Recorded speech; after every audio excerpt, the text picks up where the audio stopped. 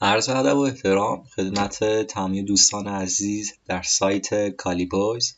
بنده مهرشاد محمدی هستم و میخوام توی این ویدیو آموزشی راجع به نتورک کانکشن در VMware ورکستیشن با شما صحبت کنم. دوستان لازم میدونم قبل از شروع این ویدیو چند تا نکته رو بهتون عرض کنم. اول از همه دوست دارم بهتون مطالب پایه اینا رو بهتون بگم که فقط درکشون کنین، چون اینا بالاخره بحثایی هستن که مثلا شما بخواید به صورت تخصصی کار کنید باید بالاخره دورای تخصصی مجازی سازی رو بگذرونید، دورای شبکه رو بگذرونید مثل سیسکو، CCNA، CCNP تا درک خیلی ادوانسی داشته باشیم بهشون، نه درک پایه. حالا من بهتون تا جای ممکن توضیح میدم که شما درک کنید. چون تو گفتم یک ویدیو تخصصی نیست، چون میخوایم تخصصی بگیم باید مثلا بگیم آقا مثلا شما باید CCNA بلد باشی، مفاهیم اولیه شبکه رو بلد باشی. مثلا میخوام یک ویدیو ریکورد کنم که واسه همه افراد بشه که فقط بدونین داستان چیه و کارتون را راه بندازه. خب و در آخر ویدیو هم میریم روی لینوکس با نت و بریج و کاستوم کار میکنیم. حالا اون دوتا مثلا هاست اونلی و لن یه خورده نمیشه سناریوش رو اجرا کرد. خیلی خوب، بریم اسلاید اول که اصلا ببینیم این نتورک کانکشن چی هست. خب دوستان ببینید اصلا نتورک کانکشن یعنی چی؟ ببینید نوع اتصال به شبکه مجازی رو ما بهش میگیم نتورک کانکشن. یعنی میگیم آقا ما چطوری به این شبکه مجازی ما ارتباط داشته باشیم که سه تا حالت داریم. خب یکی بریجه، یکی نته، یکی هم هاست اونلیه. البته اینجا فکر کنم نت نیست، حالا اشکال نداره، شما اینطوری حساب کنید نت، خب بریج، خدمت شما هاست اونلی و یک کاستوم هم داریم. البته یه لن هم داریم ها، ولی خب اصلی شما این سه تا در نظر بگیر، هاست اونلی، نت و کاستوم. این سه تا رو اصلی در نظر بگیرید. اوکی، پس اصلی این سه تا رو در نظر بگیرید. میره اسلاید بعد که راجع به بریج صحبت کنیم. خب الان یه سناریو خیلی کوچیکه که من عکسش رو از گوگل پیدا کردم. حالا صبر کنید من توی تعریف ساده اول بهتون بگم این چیه. مثلا در ساده ترین تعریف، زمانی که ما پیکربندی میخوایم کنیم، نوع اتصال رو روی بریج بذاریم، این ماشین مجازی ما، خب مثلا شما ماشین مجازی رو در نظر بگیرید، برای اتصال شبکه از لایه فیزیکی خود سیستم استفاده میکنه، از کارت شبکه فیزیکی خود سیستم استفاده میکنه. یعنی چی؟ خب اینجا رو نکنید دوستان، من آی پی دارم 192.168.1 صرف 2 صرف 3 صرف 4. خب این مثلا بهتون بگم این که مثلا سویچ همه داره مثلا با DHCP به اینا آی پی میده. خب این هم کامپیوتر خودم. پس در نظر میگیریم که آقا مثلا ما شبکه خود وقتی روی بریج میذاریم، مثلا آی پی از DHCP داره میگیره، از کارت شبکه فیزیکی ما داره میگیره، داره آی پی از روتر ما میگیره. یعنی اگر لپتاپی که خودم من روش کار میکنم مثلا 192.168 وقتی که حالت رو روی بریج میذارم و ران میکنم، این ماشین مجازی که مثلا هر ویندوزی بوده، حالا لینوکس بوده، ویندوز بوده، هر چی وقتی بخواد آی پی بگیره میشه مثلا 135. اینطوری بهتون بگم از روتر میگیره. اوکی، اونم تا اینجا گرفته باشین داستان. حالا بخوام تعریف کتابی تر بهتون بگم، بیشتر حالا کتابی هم نمیتونم بگم، تعریف راحت تر بگم، ما زمانی از بریج استفاده میکنیم برای دسترسی راحت به ماشین مجازی. من به شخص خودم برای کارم میشه اکثر رو بریج میذارم بهشون. چرا راحت هم تلنت بزنم، SSH بزنم، خیلی راحت میتونم باش کار کنم. مثلا تعریف سادهش همین میتونم بگم. حالا من تو تکستی که زمینه این ویدیو میکنم خیلی بیشتر توضیح میدم. خب اما دوستان دارم بهتون میگم گیج میشید، واقعا گیج میشید اگر هیچ درکی از مثلا این شبکه نداشته باشین. مثلا کمی CCNA رو بدونید خیلی خوبه. حالا میریم آخر من وقتی به لینوکس وصل بشم اونجا بیشتر درک میکنید داستان به چه صورته. میریم اسلاید بعد. اینجا میرسیم به نت مخفف چیه؟ نتورک آدرس ترنسلیشن. خب دوستان نت هم تقریبا مثل بریج هم یه تفاوت داره. میگیم آقا ماشین مجازی آدرس آی پی و آدرس مک سیستم میزبان رو به اشتراک میذاره. نکنید دوستان، همه ما میدونیم که ما یه شبکه آی پی پرایوت داریم، آی پی پابلیک داریم. تو سطح اینترنت آی پی پابلیک ما، تو سطح داخلی ما آی پی پرایوت ما که همون دیفالت گیتوی ما میشه مثلا 192.168.1.1. خیلی اینو رو سیستممون میبینیم. اوکی، این نت تیبله، یعنی میگه آقا این آدرس پابلیکش وقتی میخواد این آدرس پرایوت، زمانی که داره به اینترنت وصل میشه 172.12.18. یعنی این شبکه غالبا از بیرون قابل دسترسی نیست. نت از بیرون قابل دسترسی نیست، دارم تاکید میکنم. نت فقط شبکه داخلی. توی لن رو هم بخوام یه تعریف خیلی ساده کنم، شما شبکه رو در نظر بگیرید تا به یک روتر میرسه. اون تعریفی که توی کتاب دانشگاه خوندی رو از نظر من ولش کن که میگن یک موقعیت جغرافیایی و الی آخر. آقا شما یک شبکه لن توی خونتون دارین دیگه، تا زمانی که سیستماتون به یک روتر میرسه بهش بگین لن. این تعریف خیلی کاربردی تر از نظر من. بعد یه چیز دیگه هم هست، این نه زمانی که ما به طور پیش‌فرض ماشین مجازی که نصب می‌کنیم رو ماشین مجازی میاریم بالا، مثلا ویندوزی روش میاریم بالا، روی نتورک آداپتورش، نه هم مد نظرتون باشه. در همین حد کافیه. باز من خیلی توضیحات بیشتری رو زمینه ویدیو میکنم که شما ببینید و بخونید، هرچند که بازم میگم ممکنه گیج بشه. من دارم خیلی ساده بهتون توضیح میدم، فقط درک کنید داستان چی.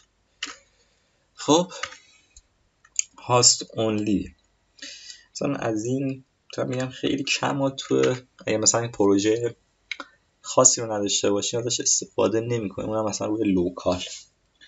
ساده ترین تعریفی که میتونم برای هاستونلی خدمت شما عرض شود بگم، یه VPN حسابش کنید، یک اتصال شبکه خصوصی. خب شما یه VPN در نظر بگیرینش بین مثلا یک ماشین مجازی بین یک نت، شما طوری در نظر بگیرید هاستونلی فقط میزبان. اوکی، یه خورده توضیحات بیشتر هم میخوام بهتون بدم. خب نکنید مثلا VPN ها معمولا در خارج از سیستم میزبان قابل مشاهده نیستن، این تعریف کتابیشه. خب چندین ماشین مجازی که با شبکه‌های فقط میزبان در همان سیستم میزان پیکربندی شدن، یه تعریف کتابیشه. خب که اگر من درست گفته باشم ان شاءالله توی ذهنم درست نبود، خب که توی کتاب می‌بینیدش. اما دوستان اینطوری بخوام راحت‌تر بگم، شما همون اینا یه VPN در نظر بگیرید که بین یک ماشین مجازی و یک کلاینت. این تعریف سادهش از نظر من. خب هاستونلی شما وقتی دوره مجازی سازی رو میگذرونید، که البته اگر دوست دارید بگذرونید یک شغل بسیار آینده داره تو ایران، چون ما اصلا یعنی داریم متخصص مجازی سازی ولی خیلی کم داریم و این میگه واسه میگم خیلی آینده داره. اصلا دیدتون نسبت به این آداپتورها عوض میشه. میدونید چرا؟ چون من الان واقعا با یه طوری بهتون بگم که کسی اصلا فقط در حدی که ویم ورک استیشن نصب کردم بفهمه داستان چیه. من خیلی ساده توضیح میدم. اوکی، این DHCP سرور یه عکس من از اینترنت پیدا کردم. خب در آخرش میریم رو کاستوم. دوستان نکنید من این صفحه رو براتون باز میکنم میبینید. ببین دوستان اینجا میتونیم یک شبکه سفارشی درست کنیم. نکنید ساب نت مسکا فرق داره، مثلا 195665. داستان چیه؟ حتی مثلا اینا کلاس CN دیگه 192 اینا رو خیلی پایه، اینا رو باید بدونید. مثلا تایپ این بریج، این هاست، این کاستوم، این نت. حالا داستان چیه؟ مثلا نکنید گاهی اوقات شما دارین شبکه کار میکنید، CCNA کار میکنید، CCNP کار میکنید، مجبورین سناریو بنویسید که آقا یه روتینگ ساده بنویسید. خب روتینگ یعنی مثلا یه کامپیوتر در ساب نت ماسک مختلف بتونه همدیگه رو ببینه. مثلا این 19 بتونه 65 رو ویندوز و ساب نت ماسک فرق میکنه. بر اساس قوانین شبکه دو تا کامپیوتر بخونن و ببینن با توی ساب نت ماسک باشه. حالا داستان چی میشه؟ من باید خب اینو بالاخره این سناریویی که CCNA یا CCNP دارم پیاده سازیش کنم. مثلا اینجا خیلی بهم کمک میکنه. من اینجا میام مثلا 5 تا کلاینت رو توی ساب نت میذارم، 5 تا کلاینت رو توی ساب نت میذارم، 5 تا کلاینت رو توی ساب نت میذارم، حل میکنم. خب بعد یه روتین بینشون انجام میدم. به این صورت دوستان عزیزم. برای همین میگم ممکنه یک خورده گیج شده باشین، حقم دارید، چون اگر کار نکرده باشید متوجه منظور من نمیشید. در همین حد بدونید که میتونیم شبکه‌های با و نتایج مختلف ایجاد کنیم. ثابت. خب میریم لن.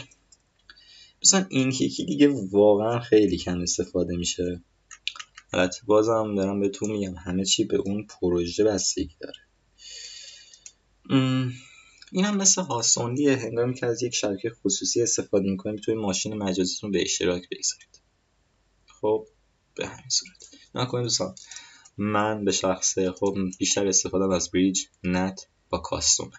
هاستونلی، لن، چیزایی که دوستان اگر شما یک کاربر عادی هستید، حتی تو سناریوهایی که ما تو CCNA و CCNP میتونم میگم شاید مثلا از هاستونلی استفاده کنیم، ولی تو سناریو توی شبکه هم داریم از خدمت شما لن استفاده نمی‌کنیم. حالا حتما بخونید مقاله‌ای که من میذارم و زیر این ویدیو رو، اما بازم دارم تاکید میکنم دوستان از اگر شما هیچ دیدی نسبت به شبکه ندارید که اول بریم بخونید ببینید داستان نت آیدی چیه، سابنت ماسک چیه، کامپیوتر چطوری میتونن تا همون تو شبکه ببینن، بعد بیان این ویدیو رو ببینید. اگر نه شما یه دید کوچیک دارین و میخواین یک خورده بیشتر بفهمید، ویدیو واسهتون کافیه.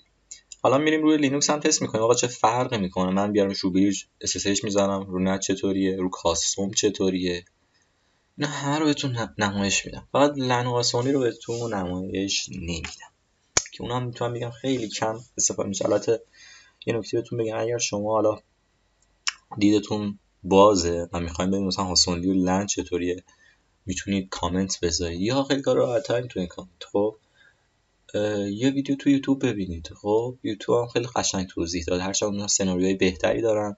آخه مجازی سازی یک مشکلی که داره، شما برای پیاده سازی سناریوها دوستان نیازمند یک سیستم قدرتمند هستید.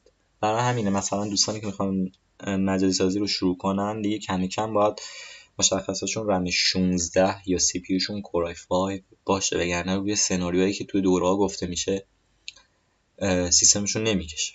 این رو مد نظرتون باشه. ولی شدیداً پیشنهاد میکنم مجازی سازی رو یاد بگیرید، چون به شدت آینده داره.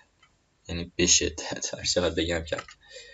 بریم اسلاید بعد. خب دوستان میریم وارد VMware Workstation پرو میشیم، کار میکنیم، ببینیم آقا این نت و بریج و کاستوم داستانشه. با من همراه باشید. خب دوستان وارد VMware Workstation پرو شدیم. من اینجا چند تا سیستم عامل دارم، سنتوس 7، سنتوس 8، دبیان. خب حالا میخوایم با هم کار کنیم. من برای اینکه بتونم این نتورک آداپتور رو عوض کنم میام روی اون سیستم عاملم میزنم، حالا میام روی دبیان میزنم edit virtual machine setting، ثبت میکنیم تا باز بشه. خب میام روی نتورک آداپتور اینجا. دوستان نگاه کنید اینجا مثلا این به صورت پیش‌فرض این سیستم عامل من تازه گرفتم، رو نت هست. خب بریم ببینیم داستانش چیه اینی که نته. خب من باشه خود برم پایین‌تر چون چند تا ویندوز با هم باز کنم. همونطور هم بهتون میگم حساب مجازی سازی سیستم قوی میخواد و این خیلی مهمه. این رو هم درست کنیم. یه خورده اینا رو درست کنیم. این اصلا نیازی نیست، من دارم میخوام به خاطری که چند تا چی باز کنم میخوام سیستمم هنگ کنه، اینا رو دارم میارم پایین. خب بذاریم روشن شه. تا این روشن میشه بیایم اینجا تو سنتوس خدمت شما 8. اینجا نگاه کنید، اینجا مثلا روی بریج ساده ترین نوع اتصال حالیه. یعنی اگر شما یک کاربر ساده هستین مثلا مثلا میتونم بگم ویندوز نیازمندش مثل کالی، یا مثلا اگر دارین امنیت کار میکنین مثلا برام میگم کالی، مثلا میتونین برین رو بریج راحت از بیرون بهش SSH بزنید، البته شرطی که SSH روش نصب باشه. خلاصه مطلب اینکه بریج خیلی راحته و اگر کار خاصی نداریم برین رو بریج، یه سایت های نوع ارتباطه. بعد الان این بیاد بالا با هم میبینیم داستان خدمت شما شد نتو. خب این تا بالا میاد. بعد کاستوم دوستان نکن اینجا تو ادیت ویرچوال نتورک ادیتور بذاریم نشونتون بدیم. حالا با اینکه این خورده هنگ میکنه ولی اشکال نداره، بذاریم نشونتون بدم. داره طول میکشه تا این بالا بیاد دوستان. مثلا شما بعضی وقت واسه اینا رو درست کنید، اینا رو تا درست نکنین سناریوهای CCNP بالا نمیاد. آخه دیدم داستان چیه، چون شما مجبورین دیگه مثلا با GNS کار کنین، GNS مجبورین وصل کنید به ویندوز. بیشتر مثلا این حالت کاستوم به این درد میخوره، این بر اساس تجربه هم دارم میگم، حالا ممکنه کار دیگه هم بشه باش کرد. اینو من چون مثلا خودم با این کار کردم دارم اینطوری بهتون میگم. مثلا من این دبیان رو ببندم، این دبیان سیستمش با مشکل داره کلا. بیام اون سنتوس 7 که رو حالت بریج اول بریمش بالا. بعد دوستان نگاه کنید این کامپیوتر خود اینم اومد بالا. صبر کنید اینو بیارم بالا، این رو بزنیم باز شه. خب آها دوستان نگاه کنید این همین ادیت زدم، ویرچوال نتورک ادیتور ها، این صفحه. دوستان نگاه کنید من این همه کارت سفارش دادم، 5 6 هفته، همشون حسابنت های مختلفه که مجبورم بر اساس پروژه های خاص خودم باشون کار کنم. مثلا نگاه کنید وی ام نت 8 و این 1.0 DHCP دیگه. بعد اینا هاستونلیان هم دوستان دیگه باید اگر بسته به پروژه‌تون باید باشون کار کنید. من میخوام یکم مثلا اضافه کنم، میام رو چنج سیتینگ اینجا یس رو میزنم تا قابلیت های دید برام باز بشه، تا این سنتوس 7 هم بیاد بالا رو هم ببندم. خب ببینیم بالا نیومد. خب بخوره تو که بالا بیادیم.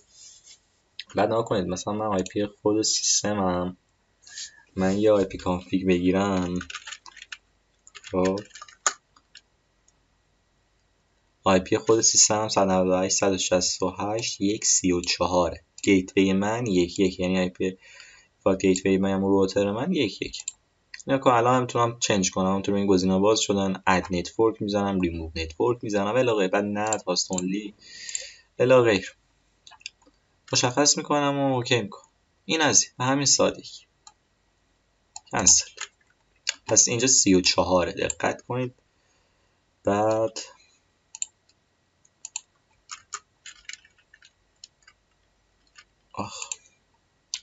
مثلا من این سیستم مشکل داره، یک بار دیگه باید این رو باز کنم. این هم به حالت بریجه، این الان بالا میریم. خب کمی صبر کنیم. این مجازی سازی متاسفانه مشکلات رو هم داره، بهتون عرض کردم، حالا بیافتین توش بیشتر متوجه حرفای من میشید. گاهی اوقات مشکلاتی پیش میاد. یا مثلا میگم بعضی وقت ما یه سناریوهایی داریم که مجبوریم 2-3 تا آداپتور اضافه کنیم. حالا اون میتونه به صورت کامند اضافه کنیم یا الان از طریقی که بهتون یاد میدم تا بعد از اینکه این سنتوس بیاد بالا من لاگین کنم بهتون نمایش بدم که داستان چیه. میخوام من ویدیو رو پاوز کنم تا این بیاد بالا چون نمیخوام تایم ویدیو زیاد بشه. خب من این رو پاوز میکنم تا این سیستم بالا بیاد تا بعد نشونتون بدم حالت بریج رو، بعد بریم نه تا بعدش هم کاستومو که نشونتون بدم. خب دوستان ببینم داره ریکورد میشه. خب اوکی دوستان الان اومدیم خدمتتون عرض کنم به سنتوس من بالاخره باز شد. این رو بدیم پایین. من ترمینال رو بیارم ببینیم یه آی پی بگیریم. آی پی این داستان چنده؟ یعنی باید دی اچ سی پی من آدرس گرفته باشه، یعنی از روتر من با آدرس گرفته باشه. خب من یه کلیر میکنم صفحه‌ام یه خورده پاک شه. خب اینجا می نویسم if config مثلا آی پی من، خب این هنوز آی پی نگرفته، صبر کنید کانکت، الان نگاه کنیم باید بگیره دیگه. خب یه کنترل ال، حالا یا if config دیگه میگیریم که الان بهتون نمایش بدم دوستان. خب دوستان نگاه کن آی پی گرفت. NS33 من 192.168.1.35. حالا من از اینجا فعالش کردم، بریم بالا ببینیم داستان چیه. ویزارد سیتینگ. خب نه بالا نمیاد.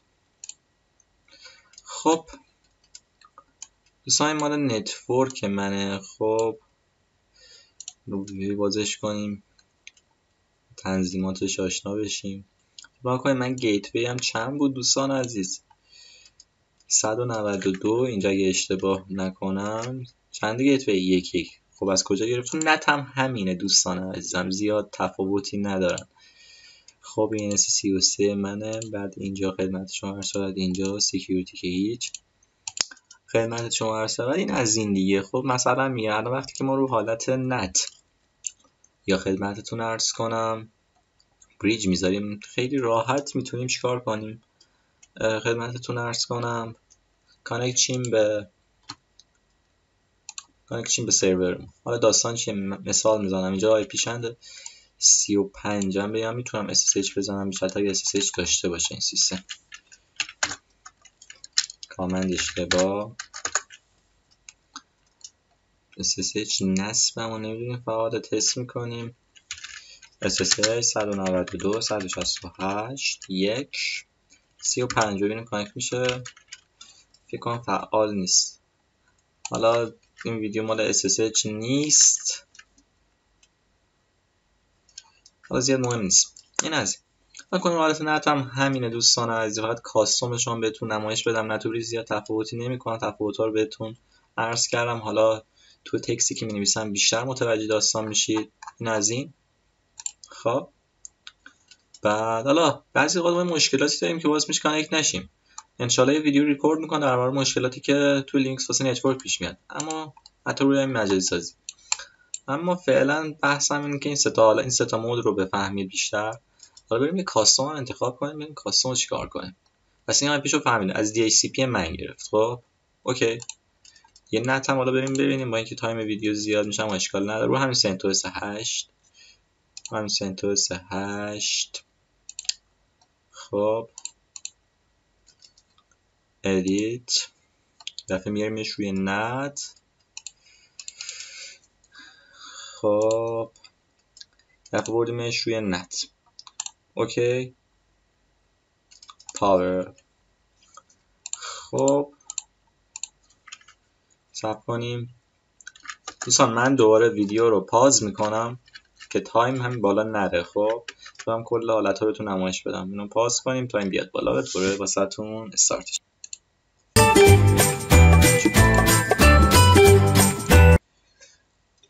خب دوستان عزیز بالا آمد خوشبختانه بعد از مدت چند دقیقه. بریم ببینیم آی پی رو چک کنیم ببینیم داستانش چیه. خب این رو نت بود دیگه اشتباه نکنم. خب یه خورده سیستم من کنده، اشکال نداره. خب git config آی پی این دوست عزیزمون چند شد؟ خب این دوباره از اینجا کانکت.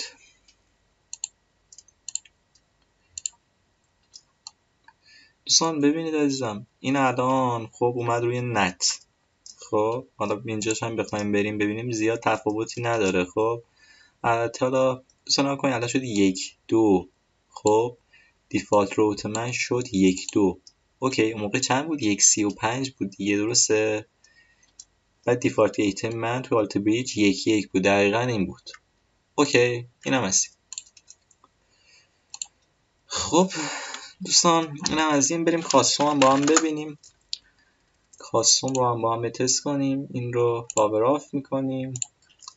مثلا یه خورده ویدیو حوصله سربر میشه من راجع به مجازی سازی، اونم اگر شما هیچ دیدی نداشته باشی نسبت بهش دیگه خیلی واسهتون سنگین میشه، چون تجربهشو دارم میدونم داستان چیه. واسه همین امیدوارم که واسهتون حوصله سربر نشده باشه. اینجا کنیم ویم نت هایی که من اونجا داشتم اومده. الان ببینم این چنده، یکی هست هرچی هست میزنیم. هاستوندی هم هست. حالا یه وی پی اینه. اینو میتونیم ما خیلی استفاده میکنیم از هاستوندی. البته یادم رفت اینو بهتون بگم، رو کاستوم میذارم حالتو ولی مودش هاستوندیه. Private Network Shared with a Host. اوکی دقیقا همون تعریفی که واسهتون کردم. خب اینو اوکی میکنیم. بریم این دفعه واسه بریم ویدیو رو پاز کنیم تا مدت زیادی نشه. پاز. خب دوستان اینم اومدیم رو حالت کاستوم بهتون نمایش بدم که ما میتونیم یک شبکه سفارشی درست کنیم که بهتون گفتم که کاربردش اکثرا کجاه. خب بیایم اینجا یه کانفیگ میگیریم ببینیم دفعه آی پی این داستان چنده. خب اینو دوباره از اینجا کانکتش کنیم، یه ذره زمان بذاریم تا بیاد بالا من بهتون آی پی رو نمایش بدم. خب ویزارد سیتینگ. خب این دفعه رو ببینیم آی پی چنده. آها خب دوستان فکر کنم این شانسی شما من این خدمت شما چون شبکه‌ای که انتخاب کردم مثلا آی پی بهش ندادم. بذار من یه راز باز کنم اینو ببینم داستانش چطوریه. تایم ویدیو هم مثلا دوست نداشتم انقدر زیاد بشه چون بیشتر از 20 دقیقه عملاً فایده از نظر من نداره و کاربر نمیتونه متوجه ویدیو بشه. ولی خب شد دیگه. انشالله از ویدیو آموزشی بعدی سعی میکنم طوری مدیریت زمانی داشته باشم که سر 20 دقیقه تمام بشه. دوستان الان خورده صبر کنیم من این ویدیو رو پاوز کنم تا دوباره بیاد بالا. خب دوستان ببینید این شبکه‌ای که من اد کردم اگه اشتباه نکنم VM3 خب آی پیش 16 بود که دوباره متاسفانه بستمش. خب دوستان ببینید الان من بخوام به این آی پی بدم اون شد گیتوی حساب کنید این VM3. خب یک بار دیگه من از اینجا بزنم. خب حالا تا این بالا میاد نکنید دوستان اینجا الان آی پی نداره. خب اما دوستان نگاه کنید مثلا داستان چیه. من اونو مونو گیتوی الان زدم دیگه، میگم آقا من مثلا اینجا وارد کردم، میگم آقا من تو این رنج میخوام بدم. بعد باید بیام به این سیستم، حالا یا به صورت کامند یا به صورت خدمتتون از طریق این تنظیمات اینجا بهش آی پی بدم. حالا بذار این کانکت اصلا نمیشه. خب چون اصلا آی پی بهش ندادم، چه آی پی بهش تعلق نگرفته. خب بعد مثلا هر چی هم بزنم من کانکت نمیشه. صبر کنیم بالا میاد بهتون نمایش بدم داستان چیه. نگاه کنید الان این یک VM نت 3 که میشه 6.0. حالا من بخوام مثلا باش کار کنم بودم اینجا بهش آی پی بدم تو ویزارد آی پی V4 بهش بدم که کار کنه. حالا مثلا این مطلب رو شما بخواید مثلا فکر کنم حالا اینطوری بهتون بگم روی ویندوز خیلی راحت‌تر میتونین NCCPL رو بیارین بالا بزنین IPv4 از روی DHCP برش دارین و بهتون از روی DHCP برمیدارم و خودم آی پی به صورت خودکار بهشون میدم که داستان چیه. خب به این صورت این از این داستان. پس چی شد وقتی که من VMNet رو روی 3 گذاشتم میگم آقا این شبکه VMNet 3 من خب من تو این رنج میخوام بدم. مثلا این کامپیوتر اسمشو میذارم 6.3 خب 198 6.1 6.2 6.3 اوکی. به این رنج یعنی به این صورت میتونم بهتون بگم دیگه. گیتوی که اینجا 1.1 بود نیست. خب 6.0 میشه. میبرم گرفته باشید به این صورت. خب اینجا هم چون SSH فعال نیست روی این سیستم موقع SSH زدیم برامون زده. حالا این پورت 22 میزنه این بسته دار اینجا SSH فعال نیست یعنی پورتش باز. این از این صورت. خب دوستان امیدوارم که ویدیو واسهتون مفید بوده باشه. هر چند که فکر میکنم مطالب کمی سنگین بود من تمام تلاشم رو کردم که در ساده ترین تعریف‌های ممکن بهتون بگم. حالا یک جا دو جا هم تعریف کتابیشو واسهتون گفتم روی هاستونلی اگه اشتباه نکنم. اما دوستان اگه میخواین کامل مشرف باشیم به این داستان چون مجبورین دوران مجازی سازی یه شبکه رو حداقل یه دونه‌شو بگذارن مثلا CCNA رو دیگه کفه اون رو با حتما بگذارن که این داستان چیه. خب دوستان ممنون. سایت کالیبویز رو به دوستانتون معرفی کنید. تا ویدیوی بعد خدا